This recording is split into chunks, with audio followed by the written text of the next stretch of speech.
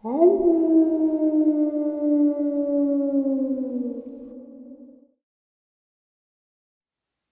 greetings and salutations, everyone. I hope everyone is doing well today. Today I have a lineup of terrifying and exciting encounters to share with you. Before we get into those, though, a couple links. As you know, I rely on Patreon, PayPal, and my merch store to help the channel to continue to grow and go. Those links are in the description below, except my merch store, which is displayed right below this video. Also, Dogman Frightening Encounters, Volume 1, 2, and 3, the audiobook versions. They were written and researched by Tom Lyons, narrated and produced by me, Jeffrey Nadolny. Those audiobooks are available on Audible, Amazon, and iTunes, the links to which are also in the description as well. Now, everyone, I have taken far too much of your time. Let's get on with today's upload. Shall we? Before we get into this upload, I'd like to thank everybody for all of their support and comments in yesterday's video. It really means a lot to me. Interestingly enough, I have been kind of bummed out all day, and I was reading some theses from anthropologists and biologists in regards to evolution and genetic coding, stuff like that. And I stumbled across some really interesting facts, and I'm going to be putting an upload together on those because it kind of blew me away that people want to say that Dogman and Bigfoot, reptilian, don't exist, but through genetic codes and what have you, scientists can actually prove that they existed long before mankind or human beings, us, walked on this earth. So it's pretty interesting. I'm going to be working on that for the rest of the night and probably into tomorrow morning, and then hopefully have it up for you tomorrow. But enough of that. Let's get into the real reason why you came here, some encounters. So today's first part of the upload is going to be a friend sharing his friend's encounter, and then afterward his own with us. Before I jump into this encounter, a few things. First, I am not claiming ownership of this encounter. This happened to my friend and his two cousins. My friend just decided to share this with me. So, let's jump into it. A few weeks ago, my uncle and my two cousins came out to visit my mom and dad for a barbecue. We have one every year on the 1st of May because it happens to be my mom and dad's anniversary. So it's the 1st of May, and my uncle and two cousins get to our house. We had just moved in back in February, so we were all excited to have our first get-together out there. We're situated on a mountaintop with a decently sized yard that is completely surrounded by woods. My dad had plans to clear out a few sections of woods so that he could put some deer feeders out there so he could have a chance of getting some hunting out there. While he hadn't started preparing to begin cutting trees down, he decided to test the water, as he phrased it, and put 8 to 9 trail cams out to see if there were any deer worth hunting. I'd helped him out with this, setting up the cams, finding good spots, and figuring out what position they should be facing. Then that was the end of that. So, while my dad and uncle are hovering over the grill, me and my two cousins had decided to relieve our boredom by playing around in the backyard. We had a trampoline set up. The original owners of the house had decided to include their pool in the deal, along with a volleyball court they had made on the far side of the pool, bordering the woods. So me and my two cousins are enjoying ourselves on the trampoline without a care in the world. After a short while, my dad and uncle came to us and announced that dinner was ready. So we all went inside, grabbed a plate, and then came back outside to the back deck and sat and ate. Me and my dad were the first ones finished eating. my dad looked at me and suggested that we should go and check on the trail cams. We had done this many times before, sometimes even checking 3 or 4 times a week, just to see what's out in the woods. However, this time would be a little different. Me and my dad are going around the property checking all of the trail cams, to the point where we only hadn't checked one of them, but for some reason we couldn't manage to find it. After searching around for almost 10 minutes, we eventually found the exact tree it should have been on. I remember placing it on that specific tree, and it was one of those trees that once you saw it again, after the first time, it's damn near impossible to not recognize it. So my dad came up to me and started looking around, questioning that I had put the trail camera in this specific tree. I told him several times that I was 100% positive that this is the tree I placed the camera on. So we start circling the tree, looking for any signs of the missing trail cam. While we were shuffling around trying to find it, I kicked something hard. I tripped over myself and looked down at my feet to see what had tripped me up, and there it was. Well, what was left of the trail cam. My dad came over to me and he saw it was just as clearly as I did. The trail cam was completely and utterly destroyed. Upon further examination of the cam, we learned that a heavy-duty ratchet strap we used to secure it around the tree had been torn apart, literally. It looked as though something had grabbed the trail cam and just ripped it completely off the tree, and then just went to town destroying it. My dad, thinking that whatever did this must have stepped into range, which the trail cam could have taken a picture of it. He tried to open the trail cam, but to no success. This trail cam, which is almost damn near indestructible, was damaged so badly to the point where my dad couldn't open it. My dad, not wanting to admit defeat, grabbed his knife and exclaimed that he was getting the damn thing open to at least get the memory card. That was all he seemed to care about at that very moment. So after a few minutes of forcing his knife into the trail cam, he finally managed to open it.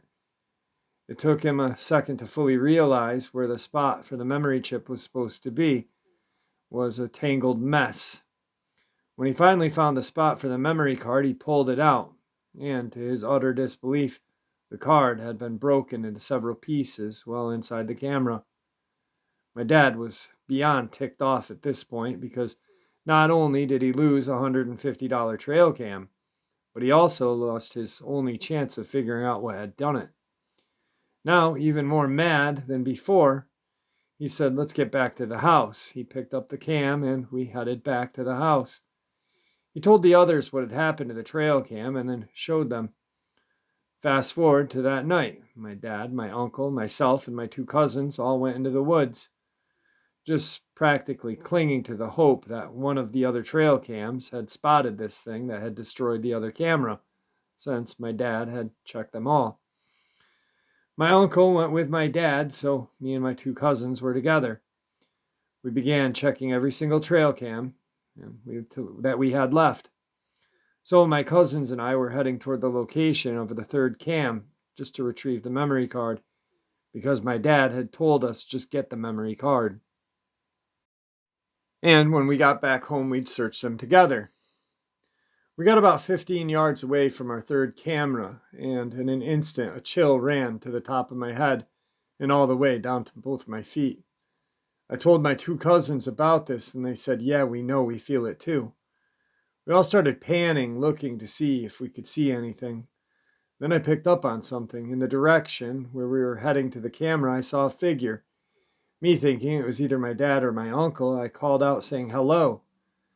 Then it looked right at me and my cousins. I immediately knew that it was neither my dad or my uncle because of the red glowing eyes. At first glance, I thought maybe it was an animal like a deer, thinking that it was just reflecting the lights of our flashlights back onto us. But that theory went straight through the window when we turned our flashlights away from it, and then it stood up. I watched in utter shock and horror as this thing stood very slowly, from about the level of a deer to about 9 feet off the ground. As myself and my cousins were standing there in shock, it let out this deep guttural growl and started advancing towards us. I was the first to snap out of the sort of trance I was in and grab both my cousins to try to get them to move so we could run. One of my cousins managed to get out of their trance as well, and we both tried to get the other out. My other cousin finally showed a sign that he was out of his trance, and just before I could utter the words to run fast as we can, this thing leapt into the air and landed on top of the cousin that took the longest to snap out of it. Myself and my other cousin fell to the ground as this creature landed, then let out a loud growl before getting off my cousin and grabbing his throat. It lifted him off the ground and roared directly into his face before looking at my other cousin, the one who was just getting back to his feet. The creature threw my first cousin away from it and then hit the other cousin across the face, causing him to go right back down to the ground. Then it looked directly at me. It took one gigantic step forward, lifted me off the ground, then did the same roar as it did to my cousin, only this time much louder. I yelled for my cousins to run if they could. My one cousin was helping his brother get up off the ground and onto his feet after being thrown. They looked at each other, then to the creature, and decided there was only one thing to do. In desperation, they each picked up a fallen tree branch from the ground and charged at the creature. One of my cousins connected a swing to its head, while the other went directly for the arm the creature had me in. The force of the blow to the creature's head caused it to falter, while the multiple hits to its arm caused it to drop me. My cousins tried to get a few more swings in, but the creature managed to right itself and caught both incoming blows, going directly for its head. It grabbed both my cousins, one in each hand, then threw them away, causing my cousin and my other cousin to drop the branches they were using as weapons. All three of us got together and tried to run, but the creature swung one of its arms and connected, causing us to fall. The creature reared back its head and let out the most terrifying roar I've ever heard and started to move toward us. Just then a gunshot rang out, then another, and then another. All three shots connected to the creature. I looked up just in time to see this creature fall to the ground, appearing lifeless. I look over my shoulder and see my dad and my uncle both standing there white as sheets, both holding a gun in their hands. They both hurried over to me and my cousin and told us to run back to the house, fearing the creature was not dead. Both of my cousins booked it back to the house, whereas I did not. I wanted revenge. I wanted it dead, for good. I jerked the gun out of my uncle's hand and proceeded to empty the rest of the clip into this thing's chest. Once I was sure it was dead, I hit it across the face with the shoulder stock of the gun and spat in its face and screamed, "How did you like that?" I handed my uncle back the gun, which he immediately loaded another magazine into. I walked past my dad and started heading back toward the house, with my uncle and dad following me very closely. We got to the edge of the woods and started making our way across the small field to get to the house. Then out of nowhere, we heard several more growls and roars, sounding almost exactly like the creature we had just killed. Hearing this, then immediately my dad screamed at us to run, so we did. All three of us started to book it toward the house as fast as we could. We hopped a 4-foot chain-link fence that made up the dimensions of our front yard and then ran up the stairs to the front porch. My dad and my uncle both turned and started firing their guns, not at anything, almost like they were just trying to scare the creature off. That was until one of them showed itself. Then both my uncle and dad shot it at the same time. It fell to the ground. And then everything went silent. No more growls or roars to be heard. Nothing at all. Everything just went completely silent. All three of us made it back into the house. And then that entire evening, everyone in the house that knew how to operate a gun safely had one in their hands or on their person. It stayed that way till the next morning. The next morning came around. Against everything that was screaming in the back of our minds, me, my cousin, my uncle, my dad went back to the woods. We were trying to see if we could find any bodies of the two creatures we had shot. To our disappointment, we found nothing except, of course, the blood of the creature I myself had dumped the mag into. That was all we found, just that one pool of blood. This is the friend of the person this happened to, his statement on the encounter. I tell you, it was scary to hear. Nonetheless, on top of having to take notes on this story as my friend was telling it, I wasn't the only one who was scared. It also disturbed my friend a little bit as he tried to recall the events from that night that almost completely changed his life. My friend said it changed him a whole lot when it came to how he felt about going outside, let alone at nighttime. For those who are curious, my friend still lives in that house, although he is still scared that anything like that could happen again. He has had no more experiences even close to that night since. In fact, he hasn't seen or heard these creatures since that night. Anyway, that's it for his encounter. I hope you guys enjoyed what you heard, despite how scary it is. Now, this is his encounter. About a month ago, I had moved from my somewhat bustling city of Rome, Georgia, to a somewhat quiet area of Grant, Alabama, to be with my wife. Grant is located a little ways from Guntersville in a mountainous area. I really don't know how to describe it, but we are in the mountains. Anyway, a few days ago, I headed over to my sister-in-law's house. Her husband, Dave, allowed me to come over and go fishing at their pond on his property, so I went, loaded up my fishing pole. When I got there, only my sister-in-law was there, but told me that she and her husband were about to leave for a bit and I could stay. So I started to make my way down to the pond that's practically surrounded by woods. The path to get to the pond is not surrounded by woods. You could see the pond clearly from Dave's back porch, so I really wasn't afraid to walk down there alone. I get to the pond and start doing my thing, trying to catch some fish. My wife has a dog named Mistletoe that my sister-in-law opened up to take care of him. So I'm sitting there on the bank of the pond fishing, petting Mistletoe, when I start to get this uneasy feeling. The sun had just disappeared below the treetops, so it was starting to get a little dark. While sitting on the bank, that uneasy feeling turned into a feeling of being watched. I couldn't shake that feeling. I turned and looked toward the tree line, but did not see anything. I tried to calm myself down a little, just trying to enjoy myself. That's when Mistletoe started a low growl. And it was that low growl that just tipped the balance for me, feeling somewhat okay to, yup, I'm out of here. I looked across the pond to see two solid yellow eyes. They were glowing, like actually glowing, not just shining the sun's reflection back to me. Mistletoe goes off and starts raising Cain, just going absolutely nuts. Then this figure stood up and started walking toward me on its hind legs. It looked like a coyote almost, but much bigger and able to walk on its two legs like a human. It started to go around the right side of the pond, leaving the path to the house open to the left. I saw my opportunity to escape and I took it. I sprinted up the hill back to the house. When I got to the house, I went inside and locked the doors and the windows and stayed there for a bit.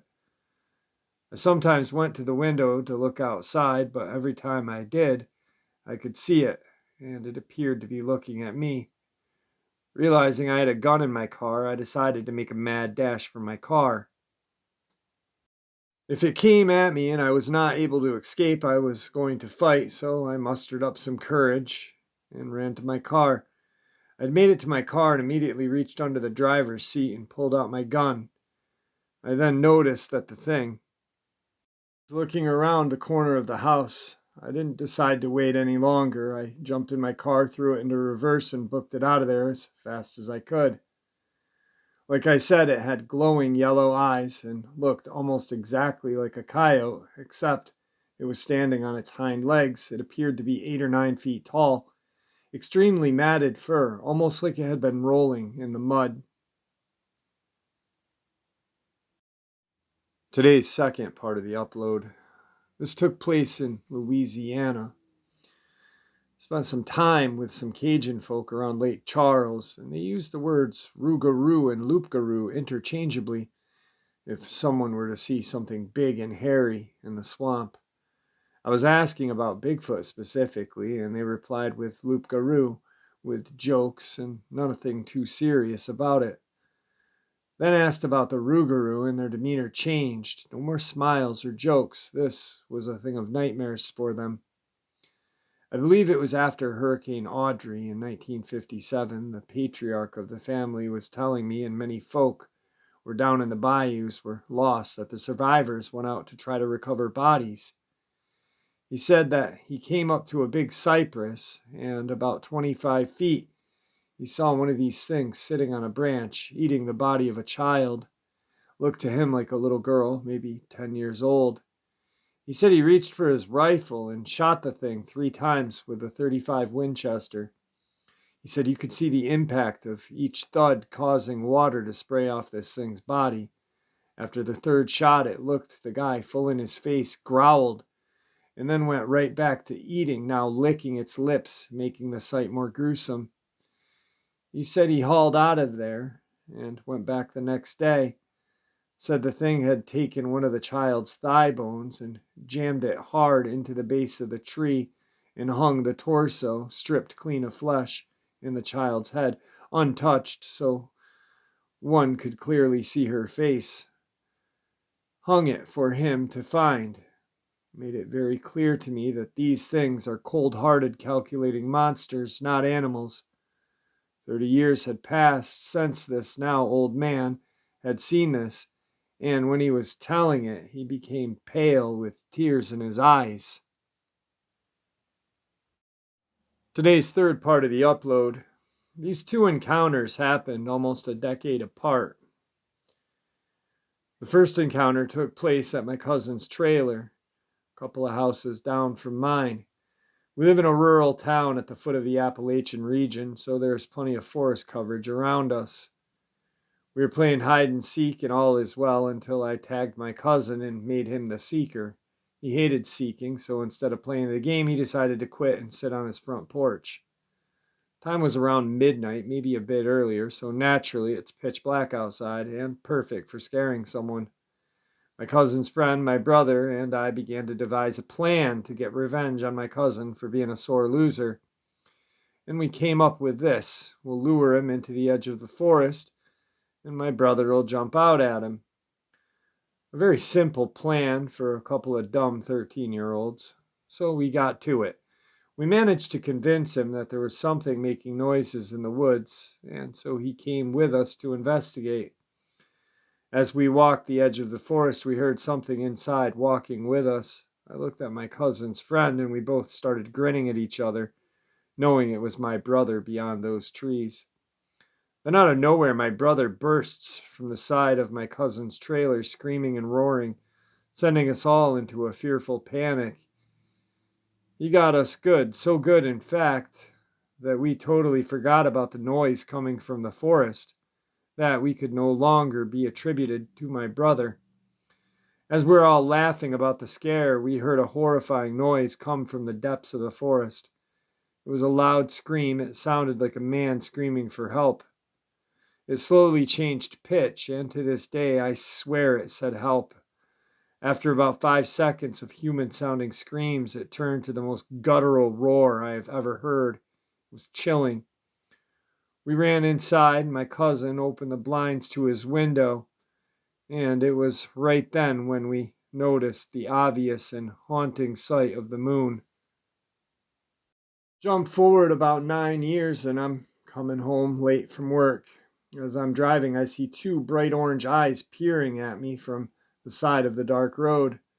I thought it may have been a fox or a dog, but as I got closer, I realized this was no average fox or dog. It was a massive, black, wolf-like dog. This animal was so tall while on all fours that it seemed to be almost as tall as my car. Its back legs were almost kangaroo-like, very long and muscular, while the front of the legs were short and thin. It dashed across the road and got in front of my car, jumping the fence to the left side of the road, almost with no struggle. When I got home, I nonchalantly told my family that I had finally seen a werewolf that made the noises so many years ago. I don't necessarily believe that it was the actual werewolf or dogman, but I can't honestly say it wasn't. Today's final encounter. In New Jersey, okay, let's start this off. I don't truthfully believe in the paranormal or cryptids, mostly because of my own ignorance. I presume of discounting anything I've seen. Disclaimer, this happened about 10 years ago when I was in high school. It takes place in South Jersey, the Pinelands. I lived with my parents in a neighborhood at the time which was pretty developed and had trails that led to a huge forest with a giant pit filled with water. The neighborhood had like a rainwater runoff basin right behind the street corner all us kids hung out around. And from that, basin trails lead to the woods toward the pit. One night after my friend and I had been doing some night fishing, probably wrapping up at around 9, we got back to the street corner that wraps around the basin. He walked home and I stayed for a minute, sitting down to stargaze. This was like early spring, so it was fairly dark by this time, but still seeable because of the moon and streetlights in the neighborhood.